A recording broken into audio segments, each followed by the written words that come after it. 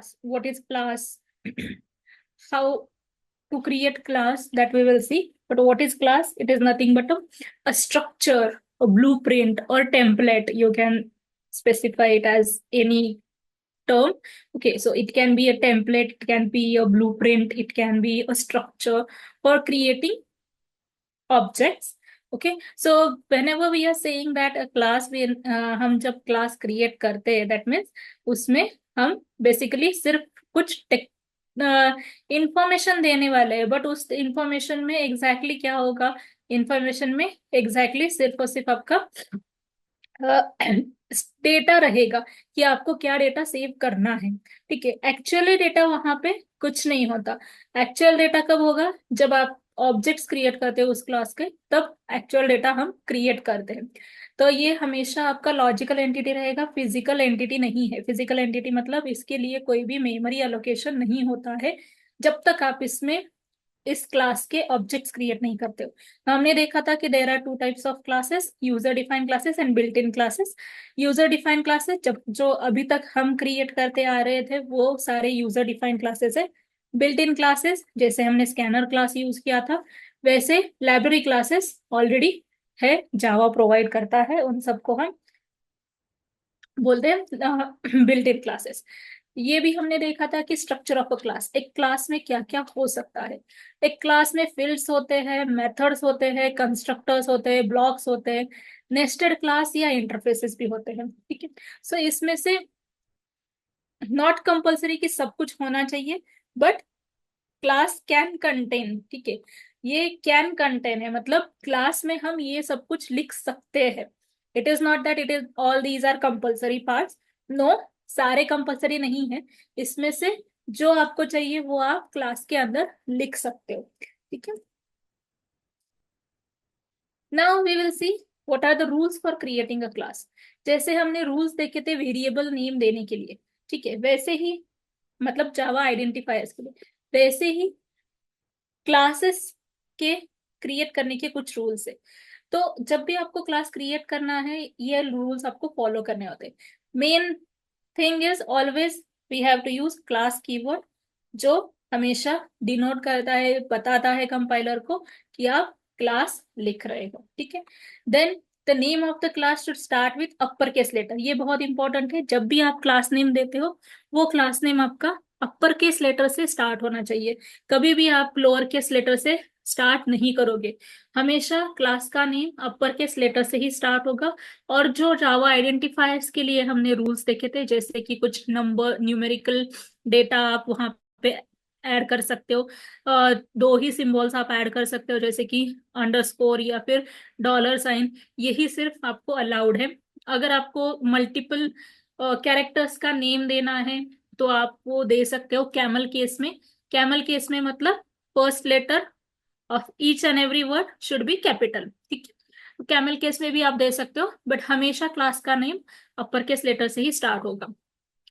The Java file can contain any number of classes. एक file में आप कितने भी क्लासेस लिख सकते हो, जैसे हम अभी तक लिख रहे थे, कितने भी क्लासेस आप लिख सकते हो, एन नंबर ऑफ क्लासेस। ठीक है, so but it should not have the main class एक ही होता है। ठीक, मतलब यहाँ पे अगर मैं बताऊं तो, but it should not have more than one public class. Public class एक ही होगा, बट उस फाइल में डिफॉल्ट एक्सेसिबिलिटी के साथ आप कितने भी क्लासेस लिख सकते हो। N number of classes you can write in a one Java file. ठीक है, बट जो पब्लिक क्लास है वो एक ही होगा। जो पब्लिक क्लास हम लिख रहे हैं, the name, file name should be named after the public class followed by .java extension। जो पब्लिक क्लास आपका होगा उसी का नेम आपको एज अ फाइल नेम देना है। ये भी हमने देखा है। ठीक है, जिसमें आप मेन मेथड लिख रहे हो नहीं लिख रहे हो, नो प्रॉब्लम विद दैट, अगर main method is also optional. But अभी तक जो हमने प्रोग्राम्स किए थे वहां पे हमने सब में मेन मेथड दी थी, क्योंकि हमें वो प्रोग्राम एग्जीक्यूट करना था। विदाउट मेन मेथड हम प्रोग्राम को एग्जीक्यूट नहीं कर सकते। बट जो भी एक ही पब्लिक क्लास था, पब्लिक क्लास का जो भी नेम रहेगा वही नेम आपको फाइल को देना पड़ेगा with .java extension. One class should only inherit another single class. ये इनहेरिटेंस में, इनहेरिटेंस का कंसेप्ट हमने मास्टर क्लास में देखा था। प्रैक्टिकली जो पार्ट रहेगा वो हम डिटेल में देखेंगे, तब ये आपको समझ में आएगा। एक क्लास हमेशा दूसरे एक ही क्लास को इनहेरिट कर सकता है। क्यों, that we will see in the next, जब भी वो टॉपिक आएगा तब हम देखेंगे। ठीक है, तो ये कुछ रूल्स है क्रिएट क्लास क्रिएट करने के लिए। अभी सिंटैक्स क्या होता है क्लास का? बेसिक सिंटैक्स तो हमने ऑलरेडी अभी तक क्लास क्रिएट करते टाइम देखा है। एक्सेस स्पेसिफायर आप देना है, आपको देना है, कंपलसरी नहीं है। अगर आपने एक्सेस स्पेसिफायर नहीं दिया तो वो बाय डिफॉल्ट कंसिडर होता है। पब्लिक होगा तो आपको मेंशन करना पड़ेगा। प्राइवेट क्लासेस हम यहाँ पे नहीं डिफाइन करते। ठीक है, क्लास कीवर्ड देना है, क्लास नेम देना है, and then the body. Body में क्या क्या आता है, जैसे अभी हमने स्ट्रक्चर में देखा, फील्ड्स आते हैं, मेथड्स आते हैं, ब्लॉक्स आते हैं, अनदर क्लास हो सकता है, मतलब नेस्टेड क्लास हो सकता है, या फिर इंटरफेस भी हो सकता है, इनम भी आप इसमें लिख सकते हो। ठीक है, तो ये सब कुछ सिंटैक्स है आपका बेसिक क्लास लिखने के लिए। अभी यहाँ पे कुछ एग्जांपल दिया है। पब्लिक क्लास कार, कार में हमने फील्ड्स, उसको ही हम एट्रीब्यूट्स भी बोलते हैं, इसको ही हम इंस्टेंस वेरिएबल्स भी बोलेंगे। ठीक है, जावा के जावा में 3 टाइप्स ऑफ वेरिएबल्स है। लोकल वेरिएबल हमने ऑलरेडी देखा। ठीक है, सेकंड है इंस्टेंस वेरिएबल। क्यों इसको इंस्टेंस वेरिएबल कहा जाता है वो भी हम देखेंगे। तो एक क्लास में जो भी आप वेरिएबल्स डिफाइन कर रहे हो, ये सारे वेरिएबल्स को फील्ड्स कहा जाता है, एट्रीब्यूट्स कहा जाता है, प्रॉपर्टीज कहा जाता है, या फिर इंस्टेंस वेरिएबल्स भी बोलते हैं। देन द नेक्स्ट, इसमें फील्ड्स के बाद आप मेथड्स लिख सकते हो। इन मेथड्स को भी इंस्टेंस मेथड्स कहा जाता है। ठीक है, मेथड्स कैसे लिखने हैं, क्या लिखने हैं, वो भी हम देखेंगे। तो सबसे पहले हम एक एग्जांपल के तौर पे क्लास क्रिएट करेंगे। सो ये है पैकेज 6, मॉड्यूल 6 में मैंने एक पब्लिक क्लास दिया है, स्टूडेंट पब्लिक क्लास है, that is why the name for this file will be dot जावा। अभी मुझे स्टूडेंट का डेटा स्टोर करना है, तो बेसिकली आपको पहले आइडेंटिफाई करना पड़ेगा। इस पर्टिकुलर क्लास को हम एंटिटी भी बोलते हैं। ठीक है, एंटिटी क्लास, क्लास क्या होता है, टेम्पलेट होता है, राइट, टेम्पलेट होता है, इसको हम स्ट्रक्चर भी बोलते हैं, और हम इसको ब्लूप्रिंट भी बोलेंगे। ठीक है, तो ये सब कुछ टर्म्स है जो एक ही चीज के लिए यूज होते हैं, that is nothing but a class. तो क्लास में सबसे पहले तो आपको आइडेंटिफाई करना पड़ेगा कि इसमें मुझे क्या क्या स्टोर करना है। एक स्टूडेंट को लो, ठीक है, कोई भी एक स्टूडेंट को लो, एंड डिस्क्राइब करो कि उस स्टूडेंट के क्या क्या प्रॉपर्टीज हो सकते हैं। जो प्रॉपर्टीज रहेंगे उन्हीं को हम फील्ड्स में कन्वर्ट करेंगे, उन्हीं को हम क्या करेंगे, उन्हीं को हम एट्रीब्यूट्स भी बोलते हैं। ठीक है, तो क्या क्या हो सकता है, एक स्टूडेंट का हमेशा एक रोल नंबर होता है या फिर एक यूनिक आईडी होता है। तो मैंने सपोज लिया आईडी। ठीक है, आईडी के बाद क्या होता है, हर स्टूडेंट का नेम होता है, राइट, उसका कुछ एड्रेस रहेगा, उसका कुछ कॉन्टेक्ट नंबर रहेगा, राइट, उसका कुछ ईमेल एड्रेस रहेगा। तो ये सब कुछ हम एक स्ट्रक्चर बना रहे हैं जहां पे हर एक स्टूडेंट के कॉमन प्रॉपर्टीज जो है वो हम स्टोर करेंगे। लेकिन अभी ये स्ट्रक्चर बनाना कैसा है, ये तो मैंने सिर्फ प्रॉपर्टीज को आइडेंटिफाई किया कि एक कोई भी एंटिटी लो, कोई भी चीज लो, टीवी लो, ठीक है, टीवी को आपको आइडेंटिफाई मतलब डिस्क्राइब करना है। टीवी के क्या क्या फीचर्स आप देखते हो, उसका कलर, या फिर उसमें पिक्चर क्वालिटी कैसी है, उसके पिक्सल साइज क्या है, उसकी साइज, स्क्रीन साइज क्या है, ये सब कुछ आप देखते हो, राइट। उसमें क्या क्या फीचर्स है, वही सारे आपको आइडेंटिफाई करने, कोई भी एक एंटिटी को लेके जो भी उसके प्रॉपर्टीज फीचर्स जो आइडेंटिफाई आप करते हो, उन्हीं को हम यहाँ पे लिखते हैं क्लास में एज अ फील्ड, जो कॉमन रहेगी सारे टीवी के लिए। सपोज आपके पास सोनी का टीवी और आपके फ्रेंड के पास सपोज सैमसंग का टीवी है, दोनों के बहुत सारे फीचर्स तो सेम ही रहेंगे। साइज कितनी है, पिक्चर क्वालिटी क्या है, उसकी पिक्सल साइज क्या है, कितने स्पीकर्स है, ब्लूटूथ सपोर्ट करता है नहीं करता है, ये सब कुछ प्रॉपर्टीज है, राइट। जब भी आप कोई फाइल देखते हो, मतलब ऑनलाइन सर्च करते हो, कंपेयर करते हो, तो कुछ प्रॉपर्टीज आपको कंपैरिजन के लिए दिखते हैं। सेम तरीके से आपको यहाँ पे प्रॉपर्टीज को आइडेंटिफाई करना है, कोई भी एंटिटी आप लो उसको प्रॉपर्टीज को आइडेंटिफाई करना है, एंड उन प्रॉपर्टीज को हम यहाँ पे क्लास में स्टोर करते हैं एज अ फील्ड्स, एट्रीब्यूट्स, ठीक है, और इंस्टेंस वेरिएबल्स। तो अभी इन सबको हमें एज अ वेरिएबल स्टोर करना है, इसी को हम बोलते हैं इंस्टेंस वेरिएबल्स, ठीक है। क्यों बोलते हैं इंस्टेंस वेरिएबल? बिकॉज जब आप यहाँ पे ये वेरिएबल्स क्रिएट करते हो, अभी वेरिएबल क्रिएशन का आपको सिंटैक्स पता है कैसे क्रिएट करना है। यहाँ पे आपको सिंटैक्स होता है, पहले तो एक्सेस स्पेसिफायर्स देने होते हैं, कंपलसरी नहीं है, अगर आपने नहीं दिया तो वो डिफॉल्ट एक्सेसिबिलिटी के साथ क्रिएट होता है, ठीक है।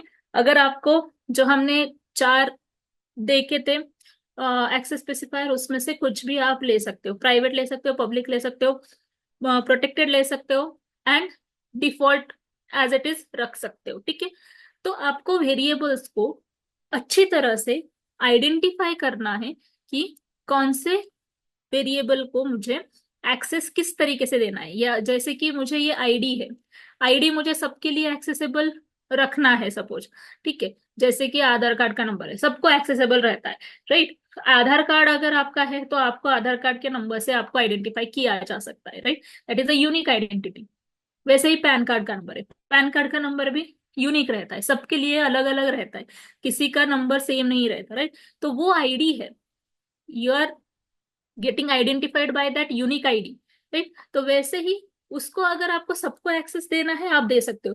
मुझे कॉन्टैक्ट एंड ईमेल एड्रेस सबको नहीं देना है, मुझे कॉन्टैक्ट एंड ईमेल एड्रेस का एक्सेस सबको नहीं देना है, तो आप वहां पे एक्सेसिबिलिटी डिसाइड कर सकते हो कि विजिबिलिटी डिसाइड कर सकते हो कि कौन सा एक्सेस स्पेसिफायर आप यहाँ पे मेंशन करोगे।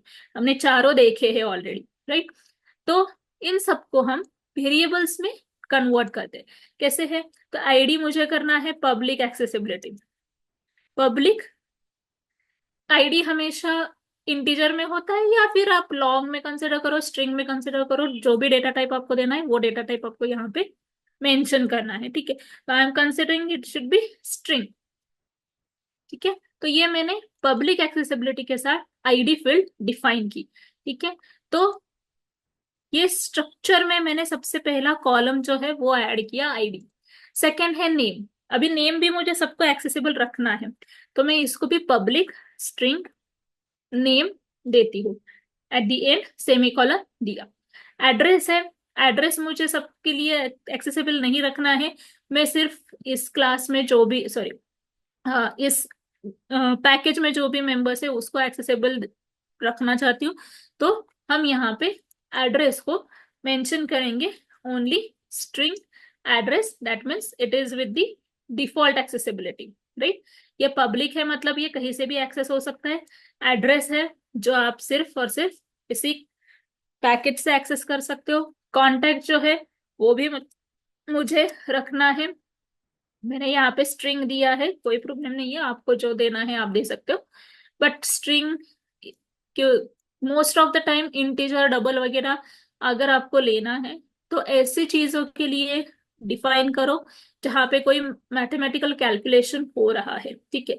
मतलब जैसे कि हाँ कोई आपको वैल्यू कैलकुलेट करनी है, तब आप डबल डेटा टाइप लो, तब आप इंटीजर डेटा टाइप लो।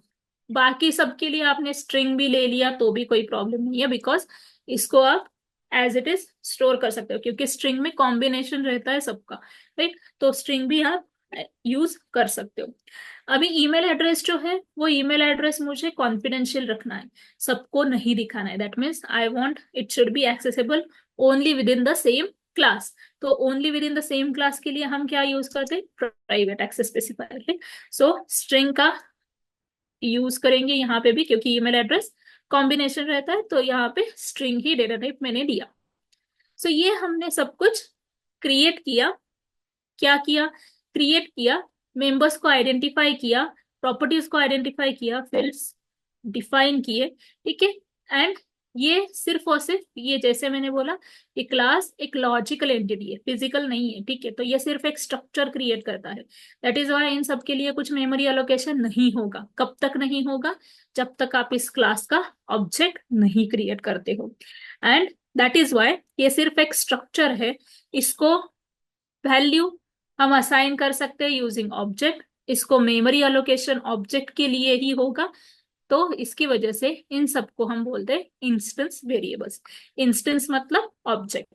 इस क्लास का इंस्टेंस जब आप क्रिएट करोगे तभी इन वेरिएबल्स को मेमोरी एलोकेशन होगी, उसकी वजह से इन वेरिएबल्स को हम बोलते हैं इंस्टेंस वेरिएबल्स। ठीक है, इंस्टेंस वेरिएबल्स, क्लास वेरिएबल्स, ये और दो टाइप्स है। ठीक है, तो इंस्टेंस वेरिएबल्स हमेशा क्या होते हैं, जिसको मतलब आता है, जिसको मेमोरी एलोकेशन तभी होती है जब इसको आप इस क्लास का आप ऑब्जेक्ट क्रिएट करते हो। ये सिर्फ हमने एक स्ट्रक्चर क्रिएट किया।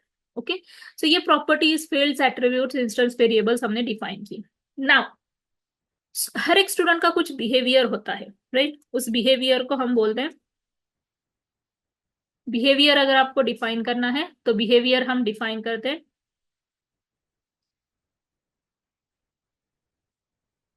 बिहेवियर हम डिफाइन करते हैं यूजिंग मेथड्स। ठीक है, इसको हम मेथड्स भी बोलते हैं, बिहेवियर्स भी बोलते हैं। ठीक है, मेथड्स डिफाइन करने हैं। क्या है मेथड? मुझे हर एक स्टूडेंट की डिटेल्स चेक करने, तो मैं एक मेथड डिफाइन कर रही हूँ। डिफाइन कैसे करना है मेथड? यहाँ पे मेथड डिक्लेरेशन नहीं होता है, सिर्फ मेथड डिफाइन ही होता है।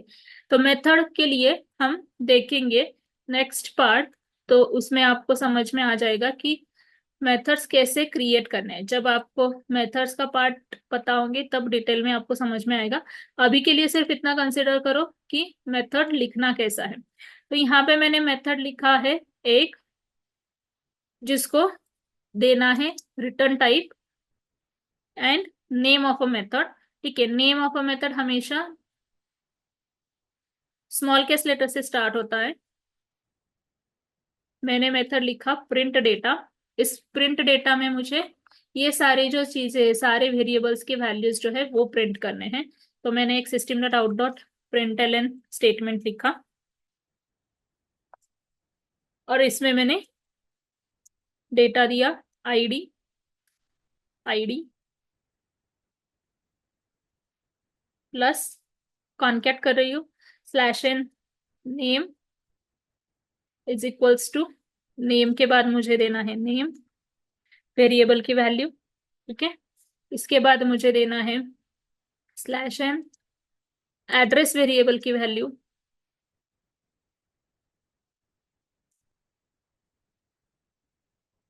ऐसे ही पूरा स्टेटमेंट हम क्रिएट करेंगे। एड्रेस, उसके बाद है कॉन्टैक्ट, कॉन्टैक्ट के बाद मुझे देना है कॉन्टैक्ट वेरिएबल की वैल्यू,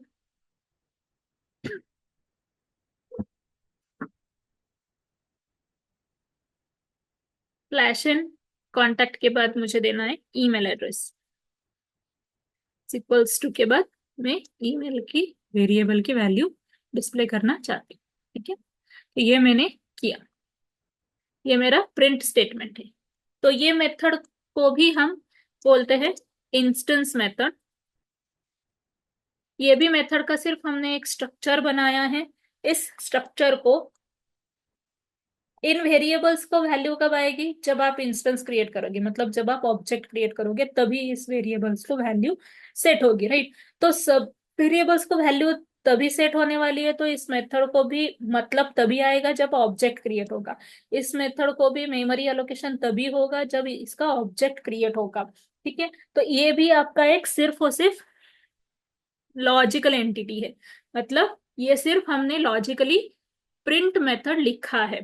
ठीक है, इसको मेमोरी एलोकेशन ऑब्जेक्ट क्रिएशन के बाद ही आएगा। ये मेंबर्स को वैल्यू भी तभी आएगी। आ, इसको हम और भी एक बोलते हैं,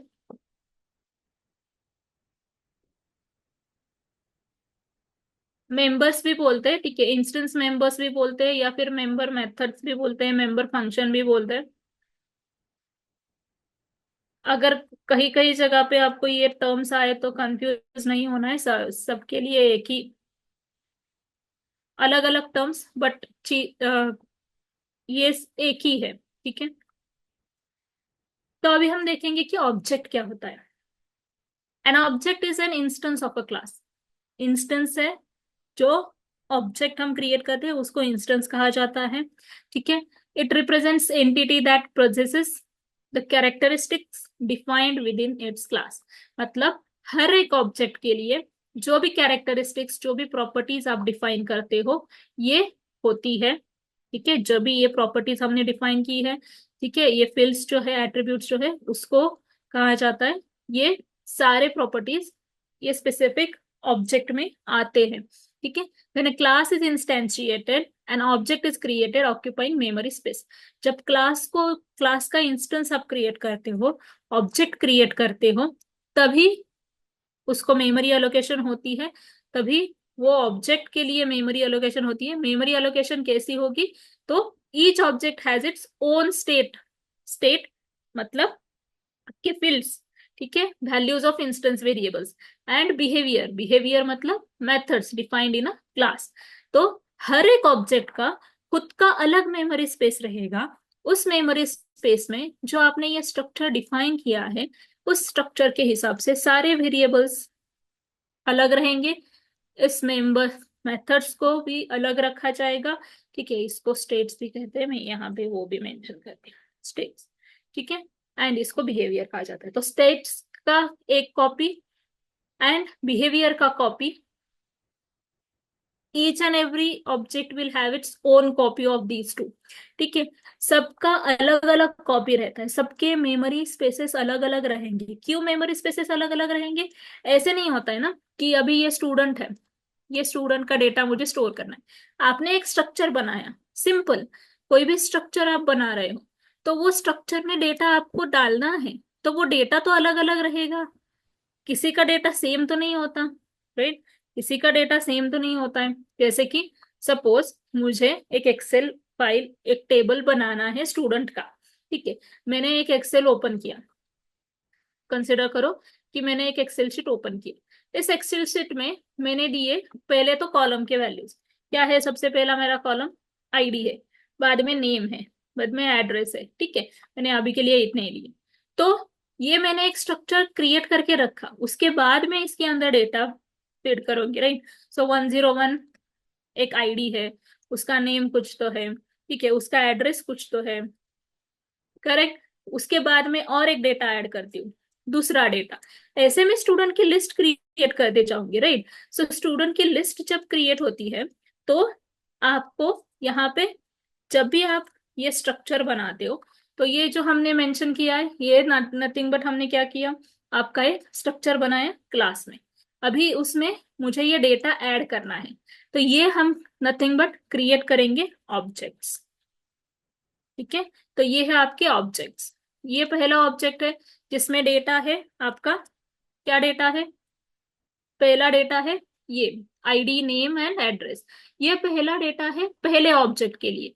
दूसरा डेटा है दूसरे ऑब्जेक्ट के लिए। डेटा सेम है क्या? नहीं। क्या सेम है? सिर्फ स्ट्रक्चर के प्रॉपर्टीज जो है वो सेम है, प्रॉपर्टीज जो है वो सेम है, राइट। तो यहाँ पे इसकी वजह से जब भी आप ये क्रिएट करते हो ऑब्जेक्ट्स के लिए, हमेशा इस स्ट्रक्चर के हिसाब से ऑब्जेक्ट के लिए, हर ऑब्जेक्ट के लिए अलग अलग मेमोरी एलोकेशन होती है। मतलब क्या कि सपोज यहाँ पे कंसिडर करो कि ये ऑब्जेक्ट है, ऑब्जेक्ट वन। ये जो ऑब्जेक्ट है इसको मैं कंसिडर करती हूँ ऑब्जेक्ट वन।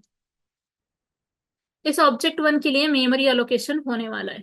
तो मेमोरी एलोकेशन किसके बेसिस पे होगा? मेमोरी एलोकेशन आपको मिलेगा ऑब्जेक्ट वन का। यहाँ पे पहले तो सारे स्टेट्स, सारे फील्ड्स जो है उसके लिए, मतलब इसका ऑब्जेक्ट वन का खुद का कॉपी रहेगा, आईडी का, नेम का, एड्रेस का, ठीक है, ईमेल एड्रेस का, कॉन्टैक्ट का, ये सारे फील्ड्स है। इसके बाद आपके रहेंगे बिहेवियर्स।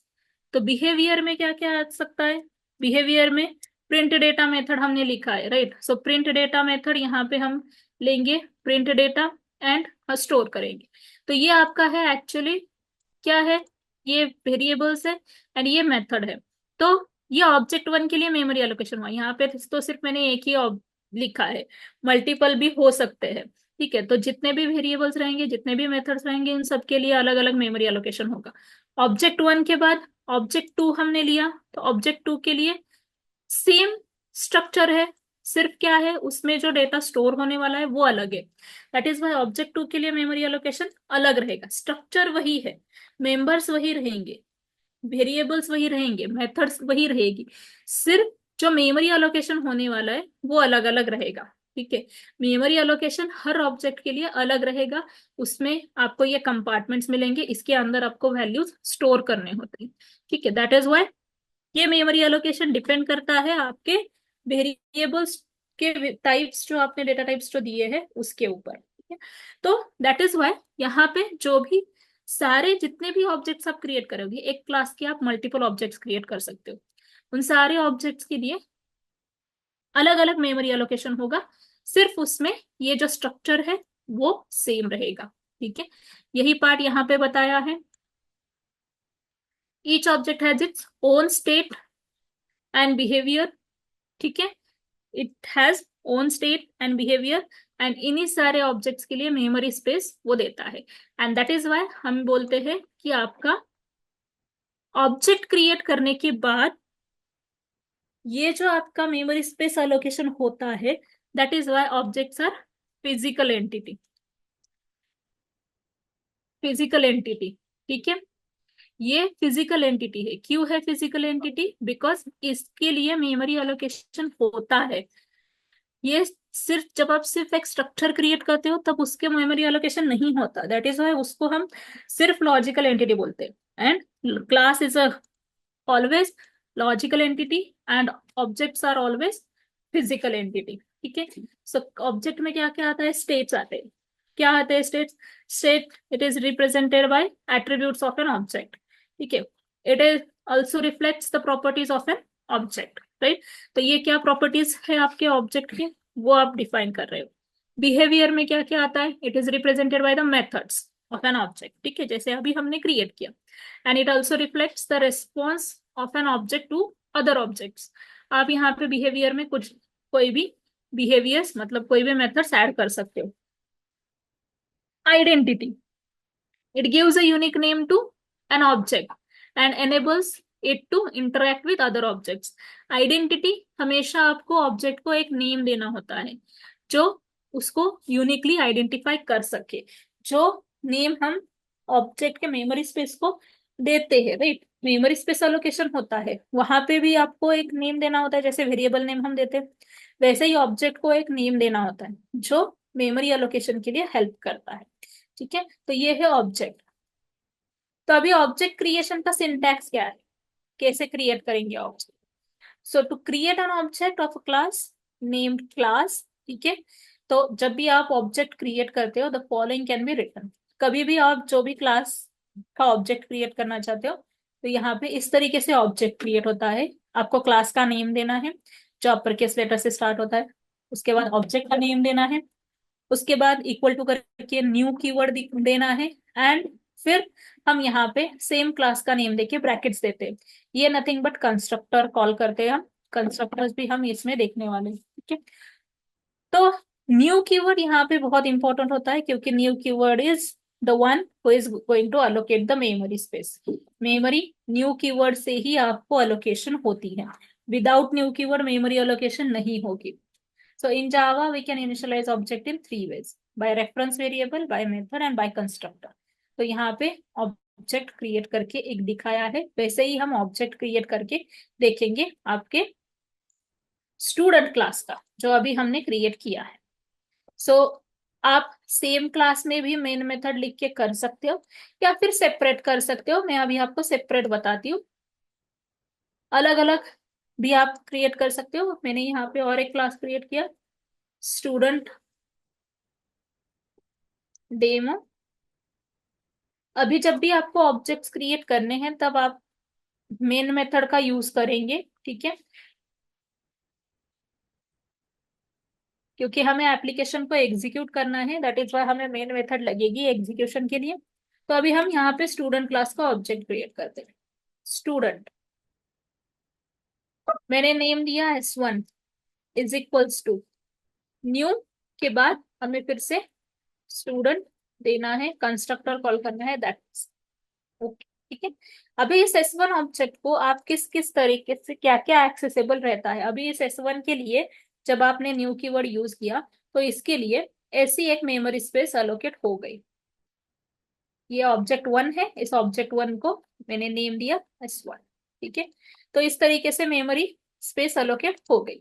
अभी हम यहाँ पे कुछ वैल्यूज देंगे, एक्सेसिबल जो भी मेंबर्स हैं हमारे उसके हिसाब से वैल्यूज देंगे। तो एक्सेसिबल क्या क्या है, आपको जब भी आपको वैल्यूज देने होते हैं हमेशा एक्सेस करना होता है क्लास के मेंबर्स को, इन सबको मेंबर्स बोला जाता है।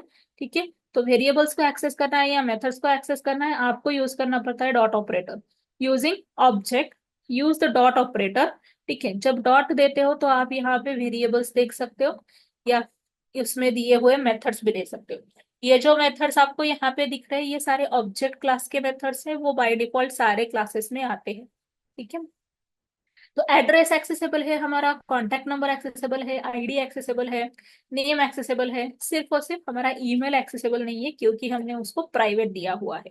ठीक है, तो इन सबको आप वैल्यूज दे सकते हो, एक्सेस करके वैल्यूज स्पेसिफाई कर सकते हो।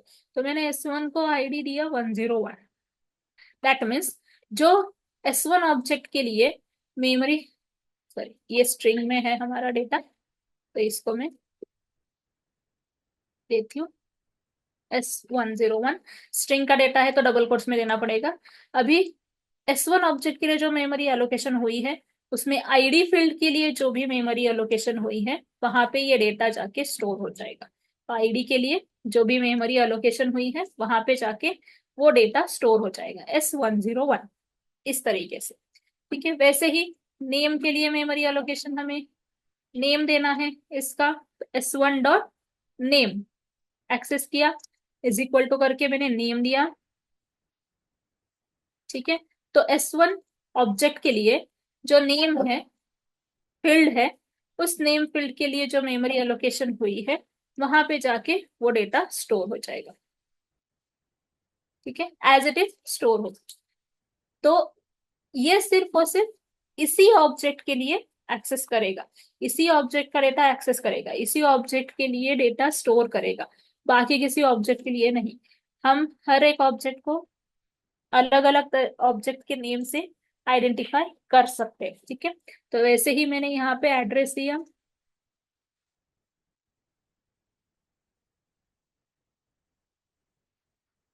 S1 डॉट दिया कॉन्टैक्ट। ओके, तो ये सब कुछ मैंने S1 ऑब्जेक्ट के लिए स्पेसिफाई किया है। अभी मुझे उसका बिहेवियर जो है वो कॉल करना है। बिहेवियर में मैंने प्रिंट मेथड दी है। ठीक है, तो उसको एक्सेस करने के लिए भी हम ऑब्जेक्ट का नेम का ही यूज करेंगे एंड प्रिंट डेटा मेथड को कॉल करेंगे। सो इस मेथड में हमने क्या किया है, सिर्फ ये सब कुछ जो है उसको प्रिंट किया है, नथिंग एल्स। तो कुछ भी आप मेथड किसी के लिए भी कर सकते हो। ठीक है, तो यहाँ पे सब कुछ डेटा आपका S1 ऑब्जेक्ट के लिए ही आया। अभी देखो यहाँ पे ईमेल नल आया है क्योंकि ईमेल एड्रेस जो है हमारा प्राइवेट मेंबर है। ठीक है, प्राइवेट मेंबर है तो इसको एक्सेस हम सिर्फ और सिर्फ इसी क्लास में दे सकते हैं। तो अभी इस मेंबर को अगर वैल्यू सेट करनी है तो आप यहाँ पे एक पब्लिक मेथड लिखो जिसको आप वैल्यू सेट करने के लिए यूज कर सकते हो। जैसे कि मैं यहाँ पे यूज करती हूँ पब्लिक वॉइड सेट ईमेल। ठीक है, इसको हम पैरामीटर देंगे एक ईमेल वेरिएबल का। ये क्या होता है वो हम डिटेल में देखेंगे बाद में। अभी इसमें मैं यूज करती हूँ this dot email equals to email, मतलब मैंने इस ईमेल वैल्यू को सेट किया इस ईमेल वैल्यू के लिए। ठीक है, तो इसको आप इस तरीके से पब्लिक मेथड के थ्रू एक्सेस कर सकते हो। तो उस मेथड को भी हम कॉल करेंगे यूजिंग ऑब्जेक्ट सेट ईमेल, जहां पे आपको वैल्यू देनी है ईमेल की।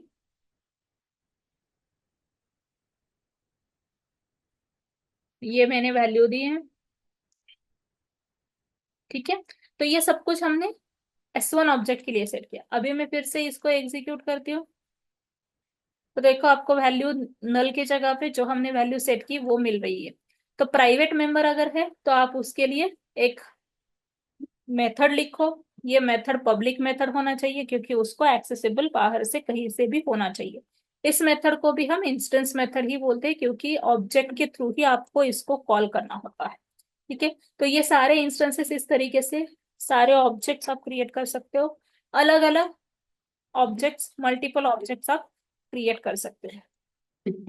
Another way is creating anonymous objects. Anonymous object मतलब आपको उसको नेम नहीं देना है, सिर्फ मेमोरी स्टोर करके डेटा स्टोर करना है, दैट्स इट। एनोनिमस ऑब्जेक्ट्स जो होते हैं जिसको इंस्टेंशिएट होता है बट स्टोर नहीं करते हम उसको कहीं पे भी। ठीक है, so they are use for immediate method calling. अगर आपको इमीडिएटली मेथड कॉल करना है तो इसको हम यूज करते हैं, but destroyed after method calling. एक बार आपका मेथड कॉल कंप्लीट हुआ तो वो डिस्ट्रॉय हो जाएगा। If the object has to be created only once, we can use anonymous objects. एक ही बार मेथड कॉल करना है आपको, उसके बाद में कुछ जरूरत है नहीं, तो आप यहाँ पे एनोनिमस ऑब्जेक्ट क्रिएट कर सकते हो। तो एनोनिमस ऑब्जेक्ट्स कैसे क्रिएट करने हैं? अ, वो क्रिएट करने के लिए हमें न्यू कीवर्ड के आगे का पार्ट लिखना होता है, न्यू। उसके बाद क्लास नेम, ब्रैकेट्स, डॉट करके आप डायरेक्टली जो मेथड आपको कॉल करनी है वो कर सकते हो रादर देन स्टोरिंग इट। ठीक है, तो उसको मेमोरी स्टोर नहीं होती है। तो इसी को अगर मुझे करना है तो इस तरीके से मैं करती हूँ, न्यू स्टूडेंट, ब्रैकेट देने के बाद अब ये मुझे सिर्फ सेट ईमेल करना है। ठीक है, अभी हमारे पास दूसरा कोई मेथड है नहीं तो इसकी वजह से मैं इसी को दिखाती हूँ आपको। ये वैल्यू आपको कहीं पे भी दिखाई नहीं देगा। ओके, सो जो भी हार्ड कोडेड मेथड है उसको आपको कॉल करना है, एक ही बार कॉल करना है, इसका बाद में कोई यूज नहीं करना है। इस ऑब्जेक्ट को आपको अलग से यूज नहीं करना है, तो उस टाइम आप एनोनिमस ऑब्जेक्ट क्रिएट कर सकते हैं। इसका मेन पर्पस होता है जब भी आपको इमीडिएट मेथड कॉल करना है तो उसके लिए हम एनोनिमस ऑब्जेक्ट्स यूज करते हैं। ठीक है, तो ये इस तरीके से आप एनोनिमस ऑब्जेक्ट्स क्रिएट कर सकते हो, मेथड कॉल इमीडिएट कर सकते हो। मेथड कॉल होने के बाद आपका जो ऑब्जेक्ट है वो डिस्ट्रॉय हो जाएगा। क्लियर? यहाँ तक कोई डाउट है? क्लास एंड ऑब्जेक्ट समझ में आया है? Yes ma'am. ओके, सो कुछ एग्जाम्पल यहाँ पे दिए हैं। जैसे कि क्लास क्रिएट किया है कार विथ इट्स प्रॉपर्टीज। ठीक है, प्रॉपर्टीज जो है वो सेम है सारे ऑब्जेक्ट्स के लिए। ये रियल टाइम एग्जांपल आप कंसिडर कर सकते हो। ठीक है, हर एक के लिए प्रॉपर्टीज सेम है, सारे कार्स के लिए प्रॉपर्टीज तो सेम रहते हैं, जैसे कि colour, tyres, mileage, weight, speed limit etcetera. सिर्फ इसमें जो डेटा हम सेव करते हैं वो अलग अलग रहेंगे। तो ये प्रॉपर्टीज जो है वो हमने क्लास क्लास में क्रिएट किए हैं। एंड इंस्टेंसेस जब आप इसके क्रिएट करते हो, मतलब अलग अलग ऑब्जेक्ट्स क्रिएट करते हो, तब आप इसमें ये डेटा फील कर सकते हो। ठीक है, जो कॉमन प्रॉपर्टीज है वो हमने इस क्लास में स्टोर की कर दिए। ठीक है, वैल्यूज हम ऑब्जेक्ट्स में देंगे। तो जब भी आप ऑब्जेक्ट क्रिएट करते हो तब इसको मेमोरी एलोकेशन होके डेटा स्टोर होता है। हर एक ऑब्जेक्ट का डेटा अलग रहेगा, प्रॉपर्टी सेम रहेगी, डेटा अलग रहेगा। सेम प्रैक्टिकली हमने अभी क्रिएट करके देखा, फिर भी एक एग्जांपल यहाँ पे भी बता रही हूँ। क्लास है पर्सन, जिसमें हमने डेटा मेंबर्स मेंशन किए हैं, यूनिक आईडी है, नेम है, एज है, सिटी है, जेंडर है। उसमें कुछ मेथड्स है, जैसे उसके बिहेवियर्स डिफाइन करते हैं, पर्सन के बिहेवियर्स, ईट करना है, स्टडी है, स्लीप है, प्ले है। ठीक है, इसके दो ऑब्जेक्ट्स क्रिएट किए हैं। दो ऑब्जेक्ट्स, इसमें नेम दिया है, एज दिया है, सिटी दिया है, जेंडर दिया है। दूसरा ऑब्जेक्ट क्रिएट किया है with these details, name, age, city and gender. ठीक है, तो इसी पर्सन क्लास के हमने दो अलग अलग ऑब्जेक्ट्स क्रिएट किए। ये क्लास डिफाइन हुआ, logical entity, and this is a physical entity जिसमें हम डेटा एक्चुअली स्टोर करते हैं। वही डिफरेंस हम यहाँ पे देखेंगे। An object is a real world entity that is used for unique representation. It has a certain behaviour, state and identity. Class जो है, class collection of similar types of objects. Classes are composed of names, attributes and methods. Object है, हमेशा उसको instance of a class कहा जाता है। Class को हमेशा ब्लूप्रिंट ऑफ एन ऑब्जेक्ट कहा जाता है, या फिर टेम्पलेट भी आप बोल सकते हो। Objects are physical entities, classes are logical entities. Objects are created using new keyword. And classes are created using class keyword. ठीक है। It consumes some memory space, object जो है उसको मेमोरी स्पेस लगती है। क्लासेस लॉजिकल होने की वजह से उसको कोई भी मेमोरी स्पेस नहीं लगती। ऑब्जेक्ट्स जो है, we can create objects as many times as we want according to our requirement. आप कितने भी ऑब्जेक्ट्स क्रिएट कर सकते हो। क्लास हमेशा हम एक ही बार क्रिएट करते हैं, जो क्योंकि स्ट्रक्चर है वो एक बार स्ट्रक्चर आपका क्रिएट हो चुका तो उसमें आपको चेंजेस करने आप कर सकते हो। बट एक ही बार क्रिएट होता है, बार बार आपको सेम क्लास क्रिएट करने की जरूरत नहीं है। क्लियर। एक्सेस मॉडिफायर्स हमने ऑलरेडी देखे। क्लियर है आपका ये मॉड्यूल 6? यहाँ पे और क्लासेस एंड ऑब्जेक्ट्स कंप्लीट होता है। आपको कुछ डाउट है तो पूछ लो। हाँ, नहीं मैम। ठीक है।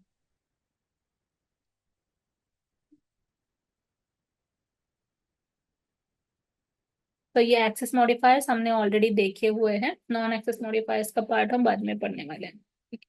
जैसे जैसे आएगा वैसे वैसे बताऊंगी। Next module is OOPs concepts. तो ये उप्स कंसेप्ट्स तो हमने बेसिक इंट्रोडक्टरी आपका मास्टर क्लास में कवर कर दिया है।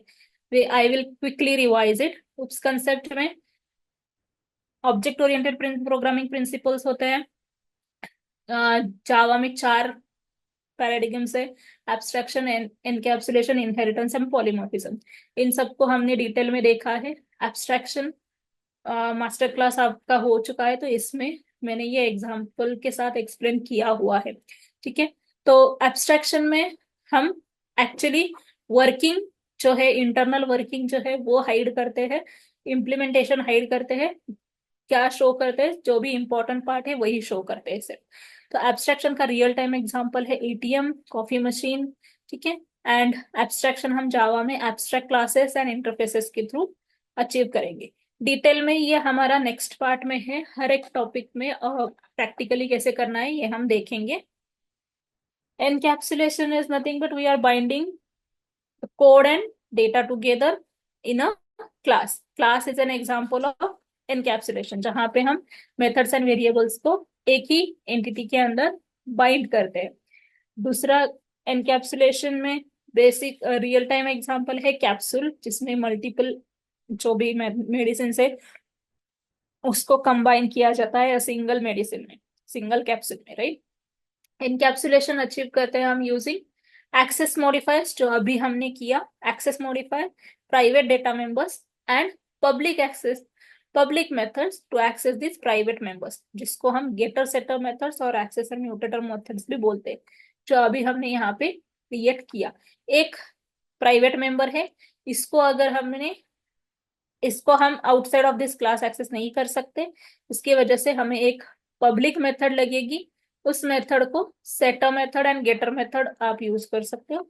तो ये सेटर मेथड है, इसके थ्रू हम वैल्यू को सेट करेंगे इस पर्टिकुलर फील्ड के लिए। ठीक है। तो ये गेटर सेटर मेथड्स एनकैप्सुलेशन का पार्ट है। एक्सेस मॉडिफायर में प्राइवेट डेटा मेंबर्स हम यूज करते हैं। ये मैंने अभी बताया है, बट डिटेल में हम और एक प्रोग्राम के थ्रू देखेंगे। ठीक है। तो ये एनकैप्सुलेशन हमने देखा था। ये डिफरेंस हमने ऑलरेडी देखा हुआ है एब्स्ट्रैक्शन एंड एनकैप्सुलेशन का, कि क्या है difference. Abstraction solves the problem at design level, encapsulation implementation के लेवल के प्रॉब्लम सॉल्व करता है। Abstraction is used for hiding the unwanted data and giving relevant data. Encapsulation जो है वो हाइडिंग करता है आपका code and data into a sorry means हाँ into a single unit to protect the data from outside world. तो ये private members के थ्रू हम एक्सेस कर सकते हैं। Abstraction let's focus on what the object does instead of how it does it, and encapsulation means the internal details of mechanics of how an object does something. ठीक है। Abstraction हमेशा outer layout में आता है, used in terms of design. Encapsulation हमेशा inner layout में आता है, used in terms of implementation. Third paradigm is inheritance, जिसमें आप पेरेंट्स से कुछ प्रॉपर्टीज इनहेरिट करते हो इन अ चाइल्ड। ये रियल टाइम एग्जांपल है, आपके पेरेंट्स से, ग्रैंड पेरेंट्स से कुछ प्रॉपर्टीज हम इनहेरिट कर रहे हैं हमारे अंदर, राइट। सो ये पेरेंट्स से प्रॉपर्टीज इनहेरिट हो रही है, इनहेरिटेंस कंसेप्ट यहाँ पे बताया जा रहा है। तो ऐसे ही प्रैक्टिकली हम क्रिएट कर सकते हैं from one class we can inherit multiple classes. ठीक है, एक क्लास से हम मल्टीपल क्लासेस इनहेरिट कर सकते हैं। जैसे कि यहाँ पे एनिमल क्लास है, एनिमल क्लास में हमने दो अलग अलग डिराइव्ड क्लासेस क्रिएट किए, डॉग का एंड कैट का, जिसमें एनिमल में जो भी कॉमन बिहेवियर है, कॉमन प्रॉपर्टीज है, वो हमने स्टोर किया, जैसे कि colour, type, breed etcetera. And इसके इंडिविजुअल जो भी होंगे, डॉग रिलेटेड कुछ प्रॉपर्टीज रहेंगे वो डॉग क्लास में डिफाइन किए, कैट रिलेटेड जो भी प्रॉपर्टीज होंगे वो कैट क्लास में डिफाइन होंगे। तो ये सिर्फ और सिर्फ इनहेरिट किया है पेरेंट क्लास से। ये हमारा पेरेंट है जिसमें कॉमन बिहेवियर्स रहेंगे, कॉमन डेटा रहेगा, एंड इन दोनों में जो भी आपका इंडिविजुअल रहेगा प्रॉपर्टीज वो हम डिफाइन करेंगे। जो डॉग के रिलेटेड रहेगा वो डॉग में, कैट के रिलेटेड कैट। ठीक है, सो ये इंडिविजुअल रहेगा। एंड यहाँ पे जो एनिमल प्रॉपर्टी है, सॉरी एनिमल जो हमारा पेरेंट है, यहाँ से डेटा हम इनहेरिट इन दोनों में करते हैं, मतलब वो बाय डिफॉल्ट हमें एक्सेसिबल रहता है इन दो क्लासेस में। तो ये हम डिटेल में प्रैक्टिकली इनहेरिटेंस में देखेंगे। Last paradigm is polymorphism. Polymorphism में आप सेम वाटर जो है, वाटर हमेशा लिक्विड स्टेट में होता है, उसको आप अगर फ्रीज करोगे तो वो सॉलिड स्टेट में जाएगा, उसको आप अगर बॉईल करोगे तो वो गैसियस स्टेट में जाएगा। वाटर सेम है, one thing with different states. ठीक है, आप ऐसे बोल सकते हो कि एक ही वाटर तो एक ही है, उसको हम अलग अलग चीज में यूज कर रहे हैं, उसको अलग अलग मीनिंग दे रहे हैं। ठीक है, वैसे ही ह्यूमन बिहेवियर का एग्जांपल भी मैंने बताया था। And computer on off switch, जो कंप्यूटर का स्विच होता है वो आप ऑन करने के लिए भी, ऑफ करने के लिए सेम ही स्विच यूज करते हो। राइट, तो ये पॉलीमॉर्फिज्म कंसेप्ट है जहां पे एक पर्टिकुलर थिंग को आप मल्टीपल वे से यूज कर सकते हो, मल्टीपल मीनिंग आप दे सकते हो। Right, so we can achieve polymorphism in Java using overloading and overriding concept. Overloading दो चीजों में होता है, method overloading and constructor overloading. Overriding सिर्फ मेथड ओवरलोडिंग, सॉरी मेथड में ही होता है। ओवरलोडिंग हमेशा एक ही क्लास में किया जाता है। ओवरराइडिंग के लिए हमें इनहेरिटेंस कंसेप्ट की जरूरत होती है। ठीक है, ये बेसिक कंसेप्ट्स हमने ऑलरेडी देखे हुए हैं मास्टर क्लास में। इसमें कुछ डाउट है तो पूछो। मास्टर क्लास में आपने अटेंड किया ही होगा, तो फिर उसमें अगर कुछ डाउट रहेगा तो आप पूछ लो, अगर नहीं है then good, we will continue.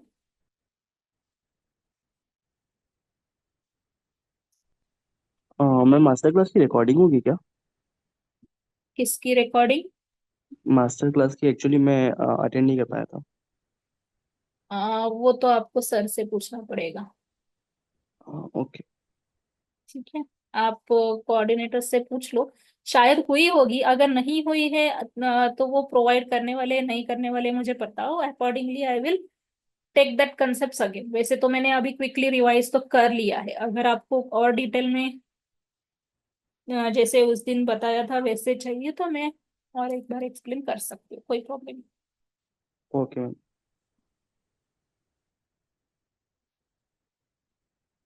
ठीक है, so the next is your functions and constructors. ठीक है, जहाँ पे हम फंक्शंस कैसे क्रिएट करने हैं, मतलब जावा में हम मेथड्स बोलते हैं हमेशा, तो मेथड्स कैसे क्रिएट करने हैं, कंस्ट्रक्टर्स क्या होते हैं, उसका पर्पस क्या होता है, क्यों यूज करना है constructors, constructor overloading, method overloading, मतलब आपका ये पॉलीमॉर्फिज्म कंसेप्ट है जो हम यहाँ पे देखेंगे।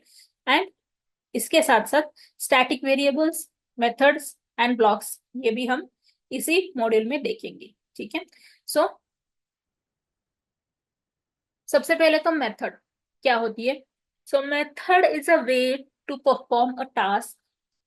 ठीक है, एक टास्क आपको करना है, तो वो टास्क परफॉर्म करने के लिए हम मेथड्स यूज करते हैं। हर एक क्लास में आप मल्टीपल मेथड्स लिख सकते हो, एन नंबर ऑफ मेथड्स लिख सकते हो। किसके लिए मेथड लिखनी है वो आपको आइडेंटिफाई करना आना चाहिए।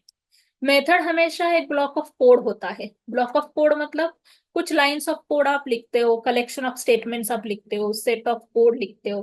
ठीक है, जिसके थ्रू आपको कोई टास्क परफॉर्म करना होता है, जो टास्क आपको मल्टीपल टाइम्स परफॉर्म करना है।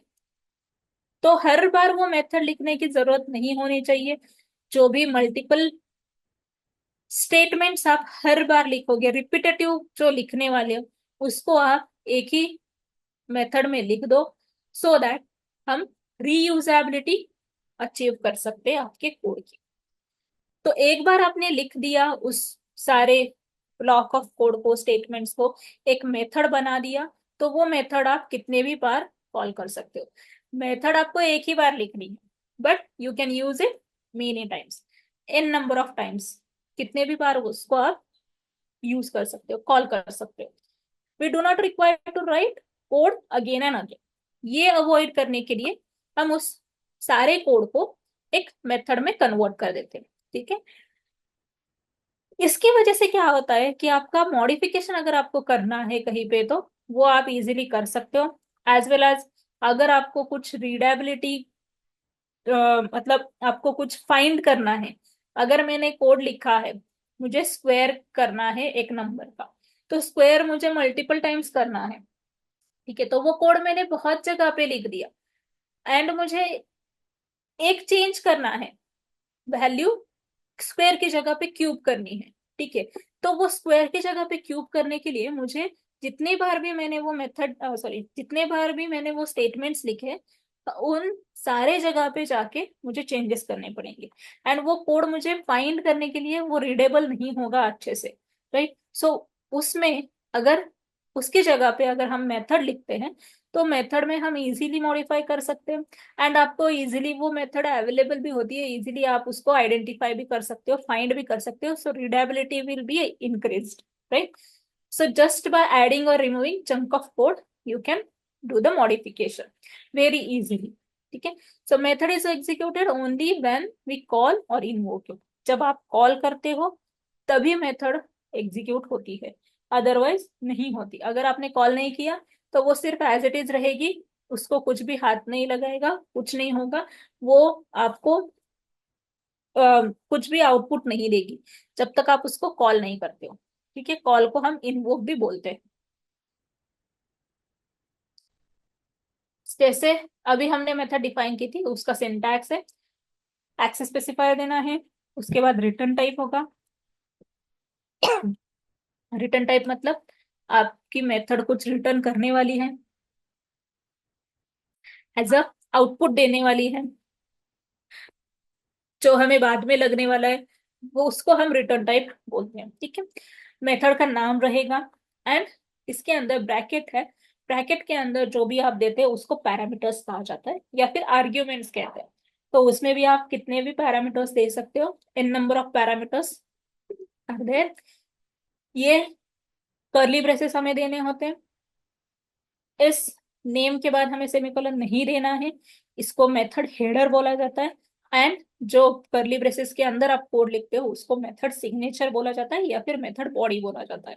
ठीक है, सेमीकोलन यहाँ पे भी नहीं देने हैं, यहाँ पे भी नहीं देने हैं, मेथड डिफाइन आपको करनी है, इसको पूरे, इसको हम मेथड डेफिनेशन बोलते हैं। ठीक है, सो जावा में कुछ प्री डिफाइंड मेथड्स है। प्री डिफाइंड मेथड्स मतलब जो ऑलरेडी बिल्ट इन मेथड्स है, लाइब्रेरी मेथड्स है, जिसको हम यूज करते हैं। फॉर एग्जाम्पल मेन मेथड, वो प्री डिफाइंड है, हम सिर्फ उसको यूज कर रहे हैं। लेंथ मेथड है, टू स्ट्रिंग मेथड है, उसके अलावा आउट प्रिंटलन मेथड है। राइट, प्रिंटलन मेथड हम यूज करते हैं system dot out dot println. Println method भी लाइब्रेरी मेथड है, जो ऑलरेडी जावा क्लासेस लाइब्रेरी फाइल्स में डिफाइन की है। तो ये प्री डिफाइंड मेथड्स है सारे जो हमने यूज किए। उसके बाद स्कैनर क्लासेस के भी जो मेथड्स थे हमने यूज किए, next in, next line, next method. तो ये सारे मेथड्स है वो भी प्री डिफाइंड मेथड्स है, जो जावा के क्लास लाइब्रेरीज ऑलरेडी डिफाइंड है, उसको हमें डिफाइन करने की जरूरत नहीं है। Second is user defined methods. User defined methods क्या है? जो मेथड्स हम यूज करते हैं, वी आर द यूजर और प्रोग्रामर ऑफ योर एप्लीकेशन। ठीक है, जो मेथड हम डिफाइन करते हैं उनको हम बोलते हैं user defined methods. These methods are modified according to the requirement. ये मेथड्स हम हमारे रिक्वायरमेंट के हिसाब से मॉडिफाई कर सकते हैं। For example driving a car, eat method, gate name method, set name method. ठीक है, जैसे अभी हमने यहाँ पे दो मेथड्स डिफाइन किए, print data method and set email method. ठीक है, तो ये भी आपके मेथड्स ही है, ये यूजर डिफाइंड मेथड्स है, इसको हमने डिफाइन किया है हमारे रिक्वायरमेंट के हिसाब से, right. So we are the user and these are the methods which we have defined, user defined methods। user defined methods में दो टाइप्स होते हैं, एक तो इंस्टेंस मेथड्स होते हैं, स्टैटिक मेथड होता है। तो इंस्टेंस मेथड मतलब जो अभी हमने डिफाइन किए, जिसको मेमोरी एलोकेशन तभी होगा जब आप इस क्लास का ऑब्जेक्ट क्रिएट करोगे, इंस्टेंस क्रिएट करोगे, राइट। सो इसको हम बोलते हैं इंस्टेंस मेथड्स, जो इंस्टेंस के लिए ही काम करते हैं, इंस्टेंस के अलावा उसको मेमोरी एलोकेशन नहीं होता है। And second one is static method, जो हम स्टैटिक का कीवर्ड का पार्ट पढ़ेंगे तब मैं डिटेल में बताऊंगी। सो मेथड डिक्लेरेशन के 4 डिफरेंट वेज है। सबसे पहला है no return type no parameter, मतलब कुछ भी रिटर्न टाइप नहीं देना है आपको, कुछ भी आर्ग्यूमेंट्स भी नहीं देने, पैरामीटर्स भी नहीं देने। तो एग्जाम्पल के तौर पे यहाँ पे लिखा है, अगर आपका रिटर्न टाइप नहीं है तो आपको हमेशा वॉइड देना होता है। तो दैट इज वाई जब भी हम मेन मेथड लिखते हैं, मेन मेथड का रिटर्न टाइप वॉइड होता है। ठीक है, हमेशा वॉइड होता है, क्योंकि ये मेन मेथड कुछ भी आउटपुट नहीं देने वाली। दैट इज वाई हमेशा मेन मेथड का रिटर्न टाइप वॉइड होता है, नो रिटर्न टाइप। वॉइड मतलब नो रिटर्न टाइप। हमेशा ये मेथड जो है पब्लिक एक्सेसिबल रहती है, क्योंकि इसको जेवीएम कॉल करता है, तो ये हमेशा एक्सेसिबल होनी चाहिए। That is why main method को हमेशा पब्लिक डिफाइन किया जाता है। स्टैटिक का बाद में बताऊंगी, ठीक है। अभी इस मेथड में ये जो स्ट्रिंग आर्ग्स दिया हुआ है, ये आपका पैरामीटर है। पैरामीटर इज नथिंग बट आपका इनपुट है इस पर्टिकुलर मेथड को। अगर जब भी आपको कोई इनपुट देना है मेथड को, तब हम इसको पैरामीटर्स में लिखते हैं। तो जो फर्स्ट टाइप है उसमें पैरामीटर्स नहीं है, नो पैरामीटर, मतलब कोई भी पैरामीटर हमने दिया नहीं है। ये एक एग्जांपल हमने यहाँ पे ऑलरेडी देखा स्टूडेंट क्लास में, ये वॉइड प्रिंट डेटा मेथड लिखी। सो ये मेथड कुछ रिटर्न नहीं करने वाली, दैट इज बाय वॉइड लिखा है, ये नेम ऑफ द मेथड है। एंड ब्लैंक पैरेंथेसिस, मतलब इसके अंदर कोई भी पैरामीटर्स नहीं है, इस मेथड को कोई भी इनपुट नहीं आने वाला। दैट इज वाई यहाँ पे ब्लैंक पैरेंथेसिस दिए। तो ये फर्स्ट टाइप हमने ऑलरेडी देखा है, ठीक है। फर्स्ट टाइप हमने देखा जहां पे no return type no parameters है। सेकेंड डिक्लेरेशन में है no return type with parameter. यहाँ पे आप पैरामीटर पास कर सकते हो, इसका पैरामीटर पास कर सकते हो। ये भी एग्जांपल हमने यहाँ पे देखा। इस ये मेथड कुछ रिटर्न नहीं करने वाली, वॉइड है, सेट ईमेल नेम दिया है, एंड यहाँ पे इस मेथड को एक ईमेल करके इनपुट आ रहा है। तो इनपुट जब भी आप देते हो, पैरामीटर जब भी आप डिफाइन करते हो, तब आपको उसके डेटा टाइप के साथ एक वेरिएबल नेम देना होता है। इसका यूज आप पूरे इस मेथड के बॉडी के अंदर कहीं पे भी कुछ भी करने के लिए यूज कर सकते हो, ठीक है। तो ये मेथड आपकी सेकेंड टाइप डिक्लेरेशन है, no return type with parameter. Same main method में भी पैरामीटर्स आते हैं, राइट, एक पैरामीटर है। तो वैसे ये भी आपका सेकेंड डिक्लेरेशन वे में ही आता है, no return type with parameter. आप कितने भी नंबर ऑफ पैरामीटर्स एक मेथड को पास कर सकते हो, उसका कोई रेस्ट्रिक्शन नहीं है। Multiple values you can pass as a argument to the method. Third है with return type no parameter. अभी इसके ये जो दो है वो हम देखेंगे but in the next session, तब तक के लिए आपको ये ध्यान में रखना पड़ेगा, क्योंकि अभी बीच में दिवाली की छुट्टी है, ठीक है। So with return type no parameter मतलब इस मेथड को कुछ ना कुछ वैल्यू जो है वो आउटपुट देने वाली है, इसकी वजह से हम यहाँ पे रिटर्न टाइप देते हैं। नो पैरामीटर मतलब यहाँ पे कोई भी इनपुट नहीं देना है उस मेथड को। Fourth type is with return type with parameter, मतलब ये मेथड कुछ आउटपुट भी देने वाली है एंड कुछ इनपुट भी आने वाला है, ठीक है। तब इसको हम फोर्थ वे बोलते हैं। जहां पे कुछ कैलकुलेशन करना है, तब आप इसको, जब भी आपका वैल्यू आपको कुछ रिटर्न करना है, तो हमेशा हमें रिटर्न कीवर्ड का यूज करना होता है। जब भी आपका मेथड विथ रिटर्न टाइप होगा, तब हमेशा आपको रिटर्न का कीवर्ड का यूज करना है। एंड जो भी टाइप आप दे रहे हो यहाँ पे, वही टाइप का डेटा सिर्फ आप रिटर्न कर सकते हो। जो भी डेटा टाइप आप यहाँ पे मेंशन कर रहे हो, वही टाइप का डेटा आप रिटर्न कर सकते हो, ठीक है, so these are the 4 method declaration ways. इन दोनों के एग्जांपल्स डिटेल में हम नेक्स्ट सेशन में देखेंगे। Clear? Any doubt? Yes. No ma'am. Okay, so we will end our session for today here, and happy Diwali both of you, everyone. So we will continue after Diwali with the method overloading concept. Okay ma'am, happy Diwali. Happy Diwali. Thank you, Piyush. Okay, you may leave.